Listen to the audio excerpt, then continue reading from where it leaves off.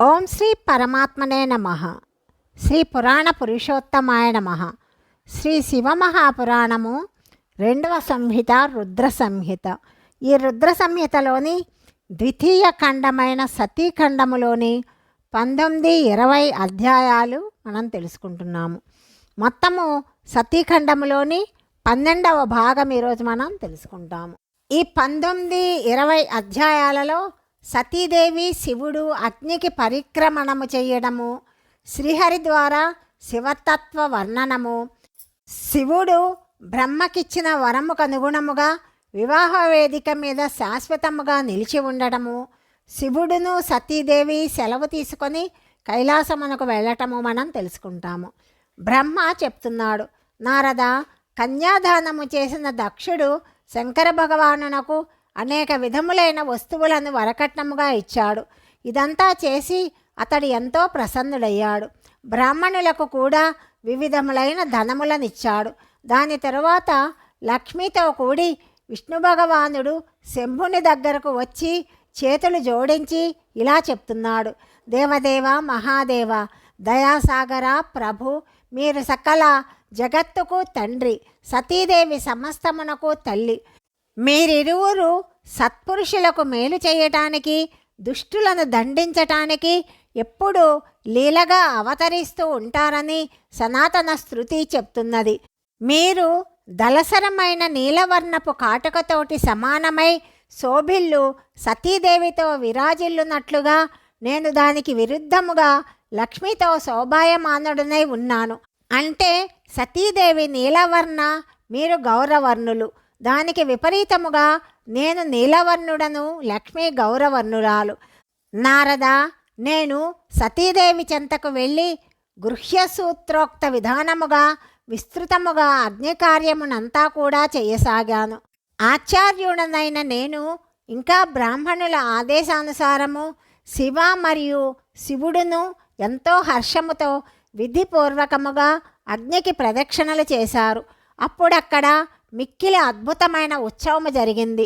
మంగళ వాయిద్యములతో, నృత్యగీతములతో ఆ ఉత్సవము అందరికీ సంతోషాన్ని చేకూర్చింది. తరువాత విష్ణు భగవానుడు చెప్తున్నాడు, సదాశివ, నేను మీ అనుమతితో శివతత్వమును వర్ణిస్తాను. సకల దేవతలు, మునీంద్రులు ఏకాగ్ర చిత్తులై దీనిని వినదరుగాక. భగవాన్, మీరు ప్రధానము, అప్రధానము అంటే ప్రకృతి మరియు దానికి అతీతులు. ప్రధానము అప్రధానము అయిన మీరు అనేకములుగా విభజితులు. అయినప్పటికీ మీరు విభాగరహితులు, జ్యోతిర్మయ స్వరూపులు. పరమేశ్వరులకు మీ 3 దేవాంశములే. మేము, మీరెవరు, నేనెవరు, బ్రహ్మ ఎవరు, పరమాత్మలకు ఈ 3 అంశలే మేము. సృష్టి, స్థితి, లయ కార్యములను చెయ్యటం వలన ఒకరితో ఒకరు భిన్నముగా కనిపిస్తున్నాము. మీరు మీ స్వరూపమును గూర్చిన చింతన చెయ్యండి. మీరు లీలగా శరీరమును ధరించి ఉన్నారు. మీరు నిర్గుణ బ్రహ్మరూపమున ఒక్కరే. మీరే సగుణ బ్రహ్మ. మేము బ్రహ్మ, విష్ణు, రుద్రులు అగు మీ అంశలు. ఒకే శరీరమునందలి భిన్న భిన్న అవయవములు మస్తకము, కంఠము అని వేరువేరు నామములు ధరిస్తాయి. అయినప్పటికీ అవి శరీరము నుండి వేరు కావు. అలాగే మేము ముగ్గురము కూడా పరమేశ్వరుడు మీ అంశలమే. జ్యోతిర్మయుడు ఆకాశములాగా సర్వవ్యాపి, నిర్లిప్తుడు, స్వయంధాముడు, పురాణుడు, కూటస్థుడు, అవ్యక్తుడు, అనంతుడు, నిత్యుడు, దీర్ఘుడు మొదలగు విశేషములతో రహితుడు, నిర్విశేష బ్రహ్మ. ఆయనయే శివుడైన మీరు. కాబట్టి మీరే సర్వస్వము. బ్రహ్మ చెప్తున్నాడు, మునేంద్ర, విష్ణు భగవానుని మాటలు విని మహాదేవుడు ఎంతో ప్రసన్నుడయ్యాడు. తరువాత ఆ వివాహ యజ్ఞమునకు స్వామి అంటే యజమాని, స్వామి పరమేశ్వరుడైన శివుడు ప్రసన్నుడై లౌకిక విధానమును ఆశ్రయించి చేతులు జోడించి బ్రహ్మనైన నాతోటి ప్రేమతో పలుకుతున్నాడు. బ్రహ్మదేవ, నీవు వైవాహిక కార్యమునంతా చక్కగా సంపూర్ణము చేయించావు. నేను ఎంతో సంతోషిస్తున్నాను. మీరు మా ఆచార్యులు. మీకు ఏమి దక్షిణ కావాలో చెప్పండి. సురశ్రేష్ఠ, మీరు దక్షిణను అడగండి. మహానుభావ, అది అత్యంత దుర్లభమైన దానిని శీఘ్రంగా చెప్పండి, మీకు ఇవ్వరానిది ఏదీ లేదు. మునీంద్ర, భగవంతుడైన శంకరుని మాటలు విని చేతులు జోడించి నేను వినమ్ర చిత్తుడనై పదే పదే నమస్కరిస్తూ ఇలా పలికాను. దేవేశ్వర, మీరు ప్రసన్నులైనచో, పరమేశ్వర, నేను వరమును పొందటానికి యోగ్యుడనైనచో అది నాకు సంతోషమును గురుస్తుంది. నేను చెప్పేదానిని ఆలకించి సఫలము చెయ్యండి. మహాదేవా, మీరు ఈ రూపముతోనే ఈ వేదిక మీదనే శాశ్వతముగా విరాజమానులు కండి. మీ దర్శనము వలన మానవుల పాపములన్నీ ప్రక్షాళనము కాగలవు. ఇది మీ సాన్నిధ్యమగుట వలన ఈ వేదిక సమీపమున ఆశ్రమమును నిర్మించుకొని నేను తపస్సు చేసుకుంటాను. ఇదే నా అభిలాష. చైత్రమాస శుక్లపక్ష త్రయోదశి పూర్వ పల్గుని నక్షత్రమున ఆదివారమున భూతలమునందలి మానవులు మిమ్మల్ని దర్శించినచో వారి పాపములన్నీ అప్పటికప్పుడే నశిస్తాయి, పుణ్యములు సిద్ధిస్తాయి, సమస్త రోగములు పూర్తిగా తొలగిపోతాయి. దౌర్భాగ్యురాలు, గొడ్రాలు, అంగవికారి, రూపహీన అయినప్పటికీ మీ దర్శన మాత్రము చేత నిర్దోషురాండ్లవుతారు. నా ఈ మాటలు ఆయన ఆత్మకు సుఖాన్నిచ్చేవి అయినయి. దీనిని విని భగవంతుడైన శివుడు ప్రసన్నమైన మనస్సుతో ఇలా చెప్తున్నాడు. విధాత, అలాగే జరుగుగాక. నీవు చెప్పినట్లే సకల జగత్తుకు హితమును గూర్చే ఆలోచనతో నేను నా పత్నితో కూడి ఈ వేదిక మీదనే సుస్థిర భావముతో స్థితుడనై ఉంటాను. అలా పలికి పత్ని సహితుడై భగవంతుడైన శివుడు తన అంశరూపి అయిన మూర్తిని ప్రకటించి వేదిక మధ్యభాగమున విరాజమానుడయ్యాడు. తరువాత స్వజనుల మీద స్నేహభావము గల పరమేశ్వరుడు దక్షుని నుండి సెలవు తీసుకొని తన భార్య సతీదేవితో కూడా కైలాసమునకు వెళ్ళటానికి సంసిద్ధుడయ్యాడు. అప్పుడు ఉత్తమ బుద్ధిగల దక్షుడు వినయముతో నతమస్తకుడై చేతులు జోడించి ప్రేమతో వృషభధ్వజుని కీర్తించాడు.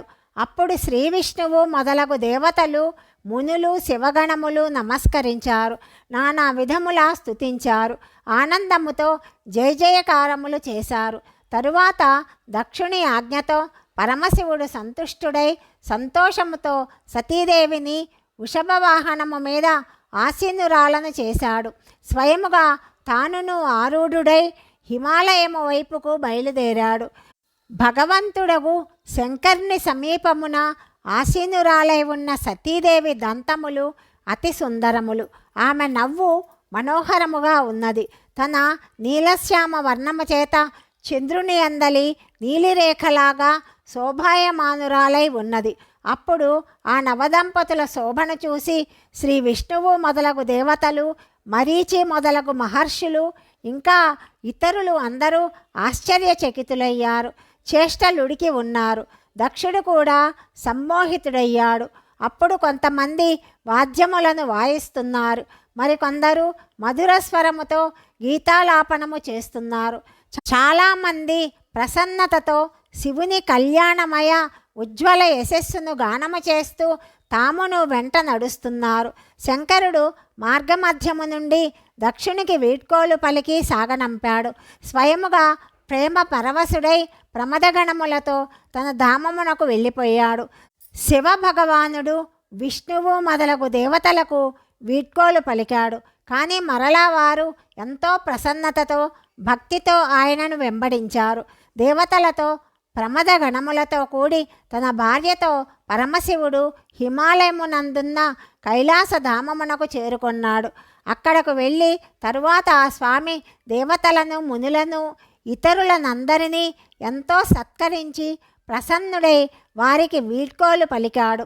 శంభుని ఆజ్ఞను తీసుకొని విష్ణువు మొదలుగా గల దేవతలు, మునీంద్రులు ఆ స్వామికి నమస్కరించి స్తుతించి ఆనందశ్చాయలు ముఖములందు తొణికెసలాడగా తమ తమ ధామములకు చేరుకున్నారు. సదాశివుని చింతన చేస్తూ భగవంతుడైన శివుడు ఆనందముతో హిమాలయ శిఖరము మీద తన పత్ని దక్షకన్య అయిన సతీదేవితో కూడి నివసిస్తూ విహరిస్తూ ఉన్నాడు.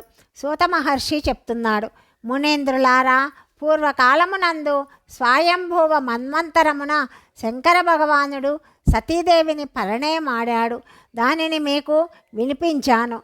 వివాహకాలమునందు యజ్ఞ సమయమున మరింకేదైనా శుభకార్యమును ప్రారంభించినప్పుడు భగవంతుడకు శంకరుని పూజించి శాంతచిత్తముతో ఈ కథను వినాలి. అట్టివాని సకల కార్యములు, వివాహము యొక్క ఏర్పాట్లు నిర్విఘ్నముగా నెరవేరుతాయి. మిగతా శుభకర్మలు కూడా నిర్విఘ్నముగా కొనసాగుతాయి. ఈ శుభ ఉపాఖ్యానమును ప్రేమతో విని వివాహము చేసుకొనడి కన్యలకు కూడా ఎంతో మేలు కలుగుతుంది. సుఖ సౌభాగ్యములు, సౌశీల్యము, సదాచారము మొదలగు సద్గుణములతో సంపన్నులకు సాధ్వీమణులు పుత్రవంతులవుతారని సూత మహర్షి శౌనకాది మునులకు చెప్పాడు. అధ్యాయము 19, 20 సమాప్తము. 21 నుండి 23 అంటే 21, 22, 23 అధ్యాయాల గురించి తదుపరి భాగంలో తెలుసుకుందాం. సర్వం శ్రీ పరమేశ్వరార్పణమస్తు.